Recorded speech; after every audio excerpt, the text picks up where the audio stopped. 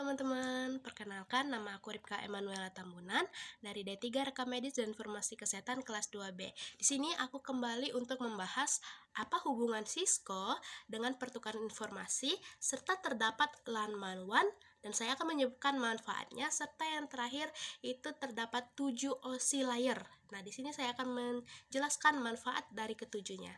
Selamat menonton. Sebelum itu di sini saya sudah membuat PowerPoint mengenai yang akan kita bahas nanti mengenai hubungan antara Cisco dan pertukaran informasi, mengenai LAN, MAN, serta 7 layar OSI tadi. Nah, kita akan masuk kepada pembahasan yang pertama mengenai apa sih hubungan antara Cisco dan pertukaran informasi serta tujuan dan manfaat. Kita masuk kepada pembahasan yang pertama. Di sini saya memasukkan analogi yaitu jalan raya data. Nah, di sini mata kuliah pertukaran informasi mengajarkan kita tentang kendaraan atau kendaraan itu sebagai data dan aturan lalu lintas yaitu standarnya. Di sini Cisco menyediakan infrastruktur fisiknya agar semua dapat berjalan dengan aman dan efisien.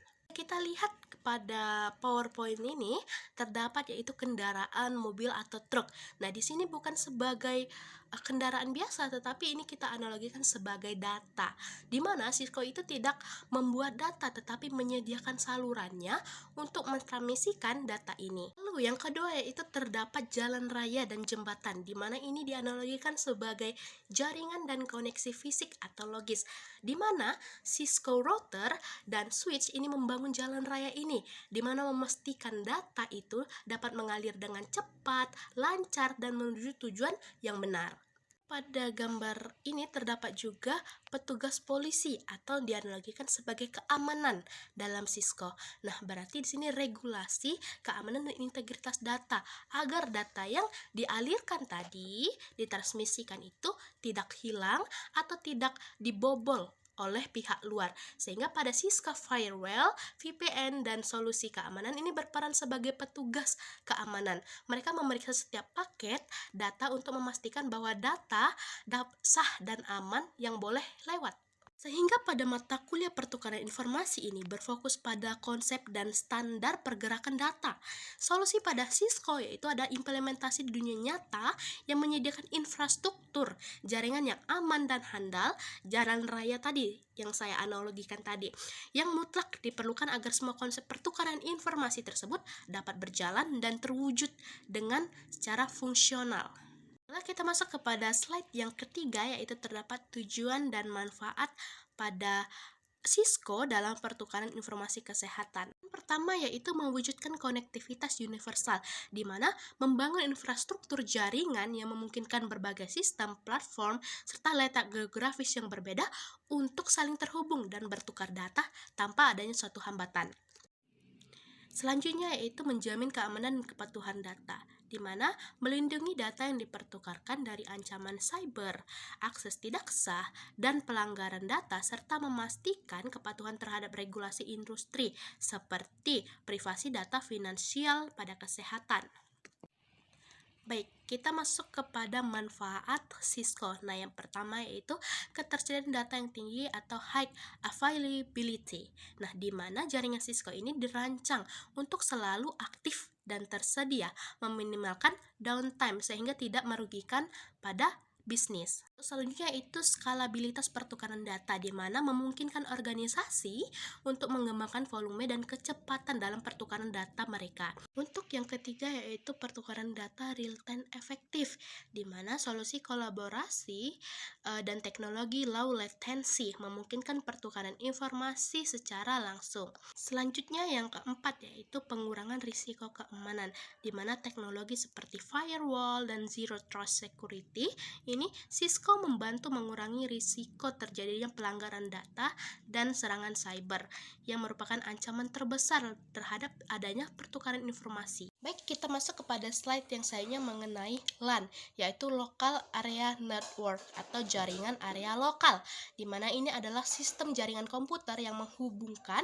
beberapa perangkat itu dalam satu letak geografis yang sama, seperti dalam satu gedung yang sama, dalam satu rumah yang sama. sama, sehingga area geografinya itu terbatas. Nah, tujuan utamanya adalah untuk memungkinkan perangkat saling berkomunikasi, berbagi data, dan sumber secara efisien. Apa sih manfaat dan tujuan dari LAN atau Local Area Network? Yaitu LAN berbagi sumber daya dan data, di mana komunikasi perangkat cepat dan aman, menghubungkan perangkat dalam satu area fisik seperti dalam satu rumah, gedung, sekolah, atau yang lain untuk komunikasi dan berbagi sumber daya lokal. Baiklah, kita akan masuk ke dalam slide selanjutnya yang membahas tentang MAN atau Metropolitan Area Network, di mana MAN ini mencakup jaringannya lebih luas dari LAN tadi atau Local Area Network, yang dimana MAN ini adalah jaringan komputer yang dapat menghubungkan beberapa lokasi dalam suatu wilayah metropolitan. Selanjutnya itu kita akan membahas apa manfaat dan tujuan dari MAN ini atau Metropolitan Area Network, yang dimana MAN ini memungkinkan berbagi sumber daya dan komunikasi yang efisien, menghubungkan beberapa jaringan LAN dalam area geografis yang lebih luas seperti kantor cabang, kampus, dan instansi besar. Baik, kita masuk ke pembahasan mengenai WAN, yaitu a Wide Area Network, yang dimana jaringan areanya lebih luas dari MAN dan LAN. Jaringan komputer ini memiliki letak geografis yang sangat luas seperti antar kota, antar provinsi, bahkan antar benua.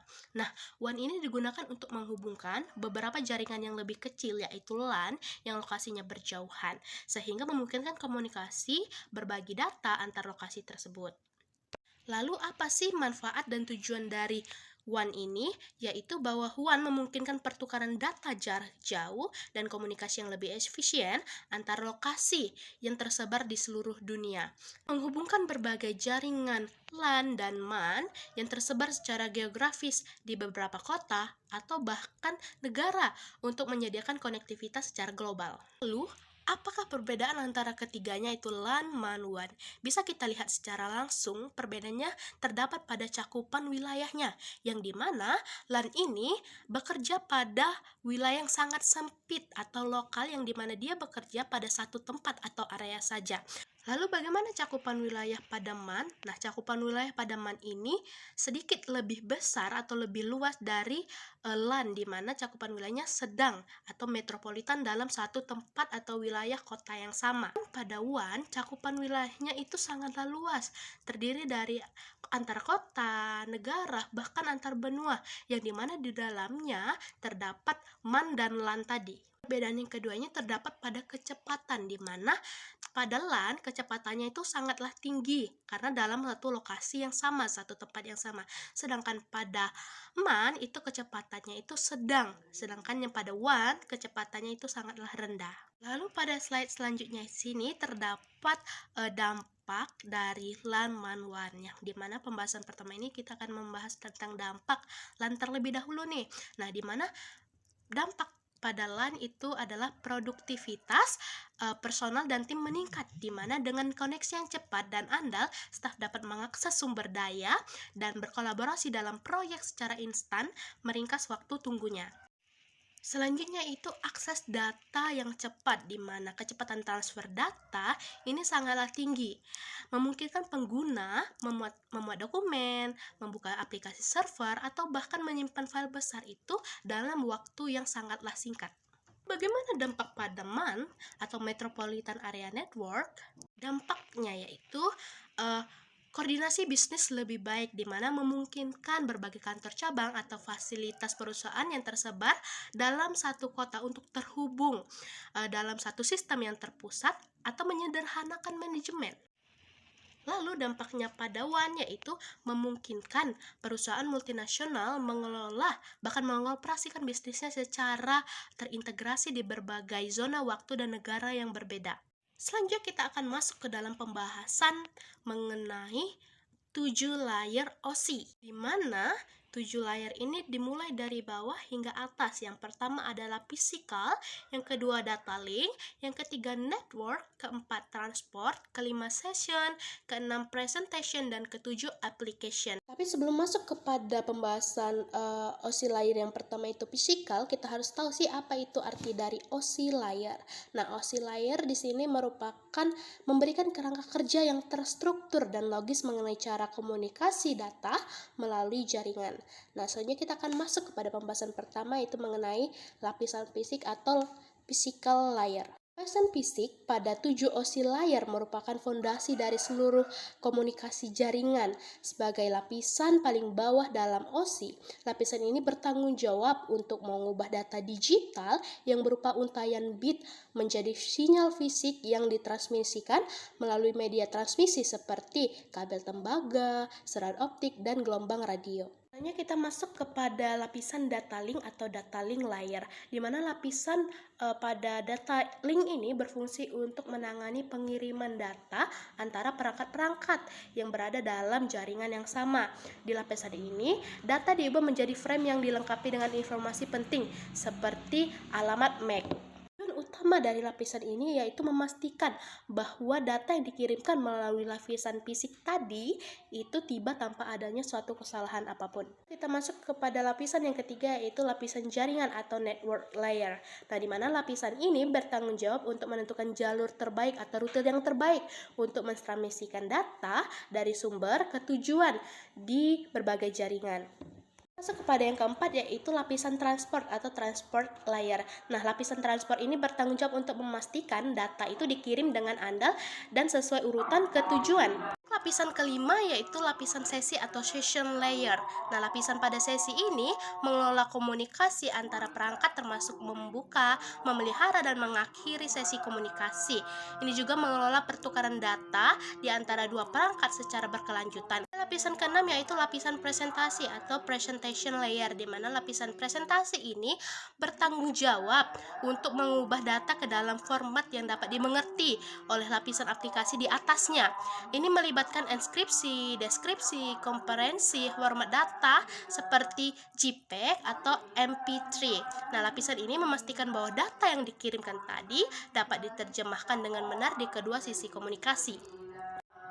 Yang terakhir yaitu lapisan aplikasi atau application layer. Nah, lapisan aplikasi ini adalah lapisan paling tertinggi dari model OSI yang menyediakan antarmuka langsung bagi pengguna untuk berinteraksi dengan jaringan. Nah, aplikasi seperti web, browser, email, dan FTP atau File Transfer Protocol ini bekerja di lapisan ini. Lapisan ini juga berinteraksi dengan perangkat lunak aplikasi untuk mengirimkan data ke lapisan-lapisan di bawahnya. Nah, selanjutnya kita akan membahas juga apa sih dampak dari model OSI ini, yaitu memungkinkan berbagai perangkat jaringan dan aplikasi untuk saling berinteraksi atau terjadinya interoperabilitas. Positif lainnya yaitu termasuk mempermudah pemecahan masalah jaringan dengan membaginya menjadi lapisan-lapisan yang lebih kecil dari 7 lapisan tadi. Nah, mendorong modularitas dan pengembangan protokol jaringan. Kasus yang dapat kita temukan dalam penggunaan OSI layer itu di mana dapat ditemukan pada pengiriman email. Saat mengirim email, aplikasi email seperti Gmail berada di lapisan aplikasi. Data kemudian disiapkan format atau enskripsi di lapisan presentasi, dilanjutkan dengan pembentukan sesi komunikasi di lapisan sesi, dan transfer data di lapisan transport menggunakan protokol seperti TCP.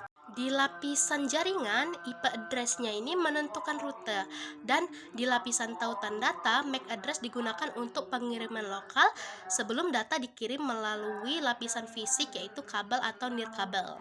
Jadi mungkin itu saja pembahasan saya mengenai hubungan antara Cisco dan pertukaran informasi, mengenai LAN, MAN, dan WAN, serta 7 lapisan layer OSI tadi. Mungkin itu saja yang dapat saya sampaikan. Saya Rika Emanuel Tambunan, sampai jumpa lagi.